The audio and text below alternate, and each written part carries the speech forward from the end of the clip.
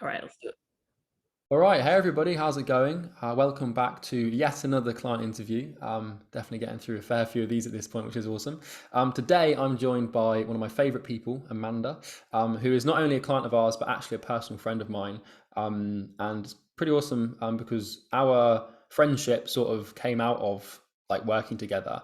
Amanda joined us sort of early 2021, and she runs a marketing agency or an appointment setting business that helps coaches get more clients. When Amanda joined us, I think you were doing, if I'm not mistaken, like 30 grand a month, about there. Yeah, Yeah. about that. And then after about 3 or 4 months, we managed to scale up to 45,000 for her. But that's enough for me, Amanda. Why don't you sort of introduce yourself and tell everybody a bit about who you are and who you serve? Sure. So my name is Amanda Rush. I own Rush Digital Marketing, and it's a marketing agency where we help professional coaches get more clients through organic LinkedIn outreach, essentially. Mm-hmm. And yeah, that's pretty much what I do. It's amazing. Awesome. And so you work with all sorts of coaches, if I'm not mistaken, except from there's a few exceptions that you don't work with. Who are those? Yeah, pretty much. Since we work on LinkedIn, it's like we have to be able to we have to be able to find their audience on LinkedIn, which means we can't work with, for example, like relationship coaches. That's just one example. Typically, fitness coaches aren't really good fit either, to be honest. Okay. But everyone else, like business coaches, mindset coaches, performance coaches, transformation coaches, Yeah. anything where someone in the professional world would want to, to better themselves with. Amazing, cool. So when we reached out to you, because I'm pretty sure we booked the call actually through Loom, if I'm not mistaken. That was the sort of initial outreach that we had. When we first reached out to you, obviously the reason you booked is because you just wanted to explore other ways for generating appointments. But if I'm not mistaken, when you came on board with us, that was the sort of a month or so after that was when that LinkedIn connection request limit sort of like hit, if that makes sense. And so you Mhm. transition to Looms. So what I want to sort of understand is a bit about where you were with the business before starting to work with us, and why you decided to purchase the program in the first place. Sure. I actually believe that that LinkedIn limitation is part of what made me even like reach out or be open to what you had to offer as well. Not because it had happened yet, but because LinkedIn is always making these updates, and I'm like, Yeah. maybe I shouldn't just put all of my what's the term, something. Eggs in a Yeah, the eggs in the basket bucket, eggs thing. in a basket. That's the Yeah, one. maybe I shouldn't put all All of my my eggs. eggs in one bucket. Yeah, go on. I was gonna say apples or something. So, anyways, so I was like, maybe I should look into other options. So my mind was kind of open, and then Mhm. the Loom that you sent me uh, to get me on your strategy call, I was like, this is really cool, and I've never seen anyone like outreach in such a personalized way before. Mhm. And I think it immediately uh, like added a sort of trust because it was like you were actually speaking to me via the video. Yeah. So yeah, and that's why I was open to the call. And like I said, there was already a built-in trust, so I was like already open to listening to everything that you had to say, and it Yeah. sounded super legit. I believe when I joined, you were also like halfway through creating it too. Yeah, Um, I was going to say this is like, I don't know what I said on the call, but you bought into it, but I'm pretty sure that we didn't even have like a product at that point. I think we had some modules together, but if I'm not mistaken, actually, we onboarded you and I had to send you the Google Drive link of the training videos for the Loom stuff. Or maybe it was like half oh done, yeah, but like because I you were think it interested in was. the ads as well, and I was like, oh yeah, we haven't done those yet, but it was a bit Yes, crazy. I believe that is what happened. That like part of the course was created, but the part that I was interested in, which was the looms, wasn't. So you sent me like Google Drive. Yeah, and you were like, "Oh, I'll So just buy a Google Drive," but we managed to get it recorded in the end, and it is. I promise to everyone listening, it is no longer a Google Drive. no, it's Much more fully formed. much more Looks great. professional than just an unlisted YouTube playlist or something like that. And so you hopped on board, and obviously we've had that quite a lot before, where we'll reach out to people either through cold email, or we have been using cold messaging at this point, or cold calling even, and people are like, yeah, you for some reason like you managed to get me on a call and nobody can get me on a call, so you must have something good here. So that's appreciate it. um Exactly. I honestly don't even remember the last time I took a call with someone from outreach. So good job. yeah, no, I appreciate that. And so you joined and you're obviously doing quite well, but you needed more. Now, if I'm not mistaken, you started doing the looms. You sort of waited a bit of time because you had a few things going on with the business, and I think you closed it, something to do with that. But then you started doing looms, and like within your first week of transitioning from your current strategy to including looms in the way we did it in there, I think you signed an extra like 5K in monthly revenue or something just off the bat, which probably was like what, 2 or 3 clients or something. Do you want to talk about that for a second? About 2 or 3 clients for sure. I noticed that right away when I started implementing the strategy, the responses, I mean, obviously not any cold outreach. My cold outreach was clearly working, but you always get people that are kind of like irritated that you reached out to them. And I noticed the immediate transition with looms was like people, even if they said no, they were still like complimentary. And but it definitely worked quite well. And not only did I get a few extra clients from just switching to that, but I noticed that the people that got on the phone, like same thing with when I got on the phone with you, it was like they already had some sort of established trust because of the method. So yeah. And I remember we had a discussion a couple of months or 2 in, and we were talking about different automation strategies in terms of like how to automate it. And I think you were talking about using Canva or something to try and overlay it. Did you end up automating the looms as we sort of showed, or did you continue to record them yourself personally? We did end up automating the looms, and unfortunately, if we completely automated them with no personalization whatsoever, the results did decrease. So if anyone's watching this, don't do that. But don't take it too far. It just tends to don't take it too far. Because to be honest, I love automation and I love seeing how far I can get with it. So that was just a little too far. But yeah, if I noticed that if we just you explained your method in the training of like how to like halfway automate it. That works pretty well still. Yeah, you've got to sort of like, because if you take it too far, then there's no point.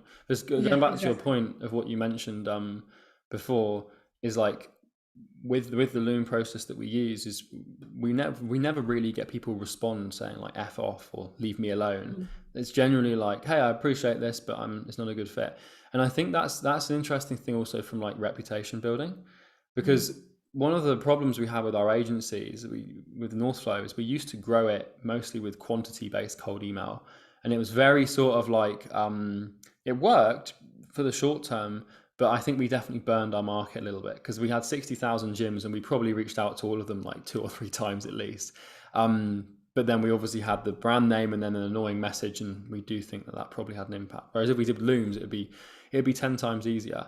And so you came on, and obviously if we fast forward since you started using the strategy, after about 3 or 4 months, I think you had an extra like 15K in new monthly revenue, which obviously scaled you up and grew. When you sort of like got that first client from Loom, what did that feel like when you were like, oh, this actually works? Because we've had people before who don't think it, they'd be like, oh, this can't work, and they do it and then it does work. How did that feel? I think I knew it was going to work. So I wasn't like super shocked, but it still felt like really awesome, because part of the reason why I bought into your course was because I wanted to enhance the techniques that I was using for my clients. So like when I kind of always use myself as my first proof of concept, of course. So I tested it on myself and I was like, oh, this works. This is awesome. So it was pretty exciting to then be able to translate that into part of my service. Yeah. Of course. Did you dig into like anything else, or was it just the Loom stuff in the program? Was there anything else? Honestly, that's as far as I got, because it like works really well. And I'm just like a big fan of organic. So even though I think like you said earlier, I bought into your course because I was like, oh, I need to like start learning ads. But it's so hard sometimes to move away from organic because it's so like profitable and quick. So yeah, that's honestly like pretty much all I've gotten into, other than probably a few extra modules. Yeah, I mean, ads are really complicated, right? And like we sort of realized this with Imperium. And Bo and I have talked at length about running ads, because we were like, do we do ads? Because like if we do them, we'll sign like clients like this. Then what we realized is that like if we run ads, we'll get lazy, because we'll no longer keep doing organic to fill the pipeline, because we can just pay to get clients. And what we realized is that like the reason that our clients are able to get such good results is exactly as you said, because we are our own testing facility. So like recently with our looms, we had this deliverability problem where suddenly our emails were going to spam, and we looked into it and we managed to fix it. And it isn't something that we had previously covered in the program. And so now we have this knowledge to be like, okay, guys, if this happens, you can fix it like this. Oh my And I gosh, think yes. that's where, sorry? The deliverability module was genius. That was, Yeah. I really This, enjoyed that. Like I've never well, seen anything like it. most people get really like bored with stuff like that, and you know, It was exciting. I was like, oh my gosh, I've never even thought about all this stuff. This is like really, this is in depth. Yeah, I liked it. well, because we thought it, and we were like, when I did the deliverability training, I knew like all of that stuff, but putting it onto one sheet of paper took me like a week because I Oh was my God. like, because I knew what it was all about, and then I was like, oh, but I've missed this and haven't accounted for this. But what's the point in having like an amazing strategy if you just end up in the spam inbox? Yes, exactly. And so we constantly learn new things and just updating everything. And And so with that, especially as an agency owner, like since I would be doing it for clients, like I also have to know what I'm doing so that their emails don't start going to spam.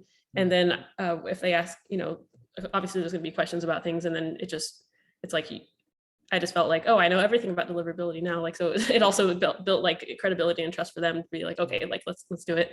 So exactly. yeah, I liked it. Exactly. And what was your sales process like? Because if I'm not mistaken, you already have like a small team and a closer, and it was fairly automated. I want to briefly touch on how you found that closer and what your relationship with them is like, because it might be useful for everybody listening. Uh, it's funny. All of my closers I almost kind of found by chance, to Okay. be honest. So my uh, two of my best closers, like one of them was actually a previous client of mine, and they were offering like lead generation and sales to their clients, and so he was like a really good salesperson, and he ended up, doing my sales. And then the other one was a sales coach that I hired for myself, and then he ended up being like, "Oh, this is actually like a really good offer. I want to partner up with you." And so he ended up doing my closing. So it's kind of like I don't have like a super solid way to actually go out and find closers. It's just been kind of like through relationships. But yeah. Hmm. When you manage reps, and I'm not kind of asking for myself at this point as well, Okay. because I think Sure. you've got obviously managed a few, and I remember as well, when we were recording the virtual assistant hiring module, you massively helped with that because you had this whole SOP and sort of thing put together for the program that you were building. So thank you for that. Any clients Oh, you're watching, welcome. if you guys like the VA hiring module, Amanda's pretty much to thank. And when you're managing your closes and stuff and taking care of these people, like what sort of, do you have a daily workflow for that, or is it really just like you just leave them to it because they're talented and they can do what they want basically? Um, Honestly, like for closers, I typically just like leave them to it, and of course, check on their sales tracking sheet like every week, and Hmm. just see how things are going and if there's anything we can improve. Hmm. However, I recently implemented daily team meetings, and they've actually been really awesome. I probably started that like about a month ago. So Mhm. every morning we all just get on Zoom for like 30 minutes to an hour, just depending on how much we talk. But When you it's like, say all of you, is that like you and the rep, or you and multiple reps and VAs? How big's the team? so I actually just got rid of my reps because I wanted to start talking to the market again, and really like kind of understand more things. Yeah. And so I've been doing the closing for the last few weeks. So this is kind of a newer thing that I'm doing it again. But right now it's just me and my marketing manager who manages a bunch of other people like in the Philippines, and then my copywriter. So it's only three of us right now. But if I had my closer on, it would be four of us. Oh, Yeah. yeah. Do you know, I have this thing with sales calls where I don't like letting go of them either. But obviously, I think Where you don't what? I don't like letting go of sales calls. Oh, So like with yeah. Imperium, we're sort of halfway through getting a rep, and I'm like, I like these calls, and I don't want them to go, but you know, where needs must, I suppose. You learn a lot. I mean, I don't. I learned through having reps how much I don't learn when I'm not doing the sales calls. Hmm. So I mean, that's probably something that once I do get a closer again, I'll probably find a way to gather what they're learning as they go. So, but Yeah. yeah. Guess if you just get them to self-review or something, but then if you Mhm. listen to their calls or Just be like, something. what are they saying? Like what is the market saying? Like maybe Yeah. on the meetings or something. I think that's the thing with it as well, is it's like if you hire a rep, then your ear's no longer to the ground. And then like Mhm. the market can just massively shift and you just won't know, Yeah, like you won't exactly. even be able to feel the tectonic plates just like moving because you're just, working on a product or something, and then you're like you build it and you're like, wait, people don't want this anymore. Like Yeah, exactly. Exactly. That's, yeah, like I said, one of the reasons why I'm doing them again, because important to get the market feedback. So Yeah.